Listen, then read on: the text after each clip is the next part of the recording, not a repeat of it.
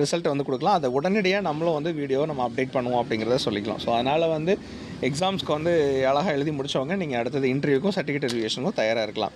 Certificate வெரிஃபிகேஷனுக்கு என்னென்ன தேவை, அதுக்கு என்னென்ன கொண்டு வரணும் அப்படிங்கிறதையும், அதுக்கப்புறம் வந்து இன் மோர் தென் அடுத்த செட் ஆஃப் மூமெண்ட்டுக்கு என்ன இன்டர்வியூ எப்படி பண்ணுறது அப்படிங்கிறதும் அதுக்கான வீடியோ நம்ம தனியாக கொடுக்குறோம்.